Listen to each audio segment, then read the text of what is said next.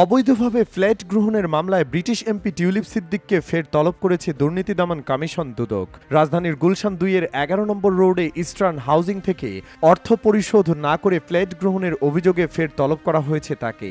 রোববার ১৫ জুন দুদকের উপসহকারী পরিচালক আবদুল্লাহ আল মামুনের স্বাক্ষর করা চিঠি টিউলিপের ঢাকার ৫টি ঠিকানায় এসব নোটিশ পাঠানো হয়েছে। নোটিশে তাকে ২২ জুন দুদকের প্রধান কার্যালয়ে হাজির হতে বলা হয়েছে। দুদকের চিঠিতে বলা হয়, পরস্পর যোগসাজশে অপরাধমূলক ষড়যন্ত্র, অপরাধমূলক অসদাচরণ ও অপরাধমূলক বিশ্বাস ভঙ্গের অভিযোগ রয়েছে। অর্পিত ক্ষমতার অপব্যবহার করে কোনো টাকা পরিশোধ না করে অবৈধ পারিতোষিক হিসেবে ইস্টার্ন হাউজিং থেকে অবৈধ সুবিধা নিয়ে রেজিস্ট্রি মূল্যে ২টি ফ্ল্যাট দখল নেওয়ার অভিযোগ রয়েছে।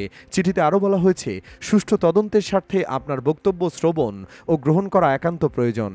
উল্লিখিত অভিযোগের বিষয়ে ২২ জুন দুদক প্রধান কার্যালয়ে হাজির হওয়ার জন্য আপনাকে আবার সবিনয় অনুরোধ করা হলো। নির্ধারিত সময়ে আপনি উপস্থিত হতে ব্যর্থ হলে এ বিষয়ে আপনার কোনো বক্তব্য নেই মর্মে গণ্য করা হবে। এর আগে গত ১৪ মে টিউলিপকে তলব করে চিঠি পাঠিয়েছিল দুদক। তবে তিনি বিভিন্ন মাধ্যমে অভিযোগ করেন যে তিনি চিঠি পাননি।